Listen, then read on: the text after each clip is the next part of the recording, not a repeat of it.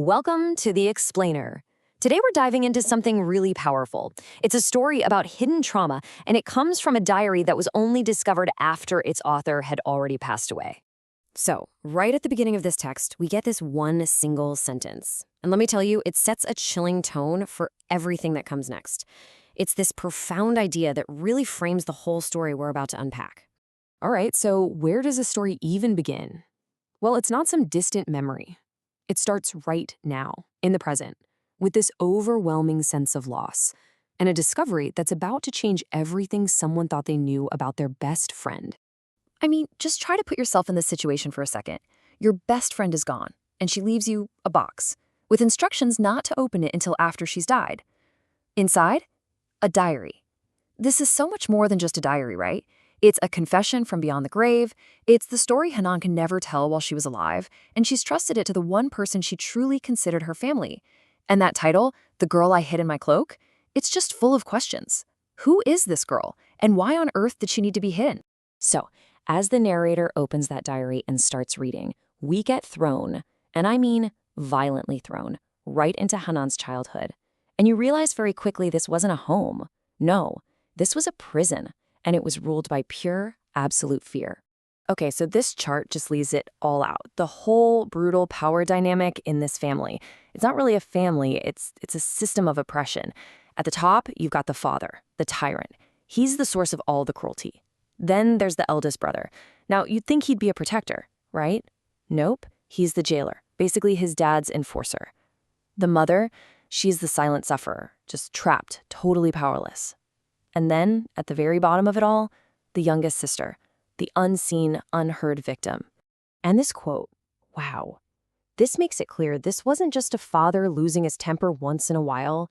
No, the diary paints this picture of sadistic cruelty, where violence was a daily thing, almost like a casual ritual. He's not doing this in a fit of rage. He's calm. He's enjoying his tea, smoking his cigarettes while he does it, as if this is just his evening entertainment. And that detail, that calm enjoyment, it makes the whole thing just bone-chilling. So what you end up with is this total climate of fear. I mean, this goes way beyond a dysfunctional family. It was a straight-up prison. The father was the warden, and the eldest brother, he was the merciless guard, getting rewarded with little treats for ratting on his own siblings, who were literally starving. And the mother's own abuse, right out in the open, it was like this constant, horrible show meant to keep every single person just paralyzed with fear. And right at the core of this whole heartbreaking story is the tragedy of Hanan's youngest sister, a little girl who endured the absolute worst kind of horror, and she had to do it in complete, forced silence. Just look at this timeline. It maps out the last horrifying days of this little girl's life, and it is just chilling. At 6 years old, she's not in school. She's forced to work as a shepherd. By 9, her one tiny act of defiance is asking her sister to secretly teach her how to write her own name. And then, just days later, the unthinkable happens. And then, the end. It's so sudden, so final. You can just feel the sense of dread building, the same dread Hanan must have been living with. This right here, this is the moment that will haunt Hanan for the rest of her life. The evidence is all there. It's undeniable. The torn clothes, the blood, even these pathetic little gifts of candy and bread left by the attacker. Hanan does what she can. She cleans her sister up. She hides the evidence. But you can't escape that kind of trauma. And then, the mother's reaction. In what has to be just devastating denial or maybe pure terror, she just brushes it off, says it's just her first period. And just like that, the crime is erased. And that leads to this, Hanan's absolutely crushing conclusion. We were all guilty.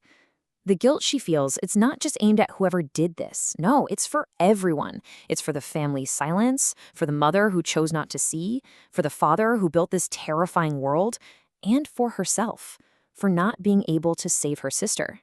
In her mind, everyone was part of the system that let this happen. So how do you bury a secret that deep? Well, you bury it under a lie. Because shortly after this, her sister dies, falling into the family well. And Hanan is the one who has to make up a story for the police, that she was just chasing a bird and fell. That lie, it basically becomes the tombstone for the truth. And it's a lie that will poison Hanan for the rest of her life. But the story doesn't end there. The sister's death, tragically, isn't the end of the story. It's really just the beginning of a whole new chapter of grief and loss that just keeps twisting and reshaping this already broken family. Then, a few years later, in what feels like a twisted turn of fate, the abusive older brother, the family's jailer, he meets his own violent end. He dies because of his own arrogance, trying to cross a flooded river when he shouldn't have. But what's really telling, what reveals a really painful truth about this family, is how they react to his death. I mean, look at this contrast. It is just stark. When her daughter died, her victimized little girl, the mother was emotionally numb. She just kept cooking for guests like nothing happened. But for her abusive son, she's inconsolable, wailing, tearing her clothes, going to the river for months. It just shows you everything you need to know about the twisted loyalties in this family, where the abuser is mourned more than the victim.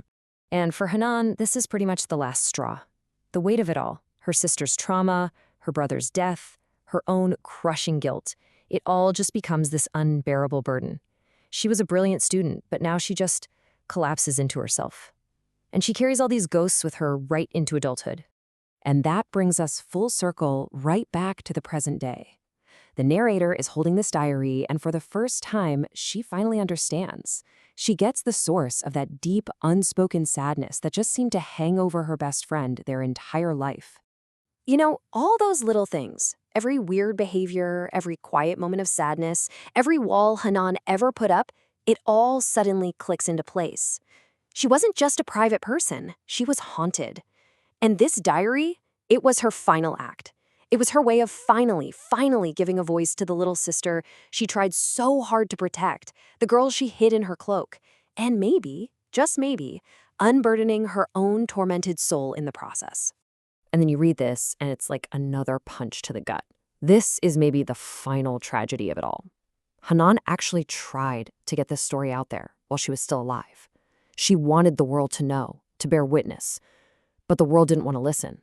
Publishers rejected it. Her story was too dark, too painful, too hard to sell.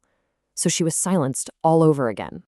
So by publishing this diary now, the narrator is fulfilling her friend's last wish. She's refusing to let that silence be the final word.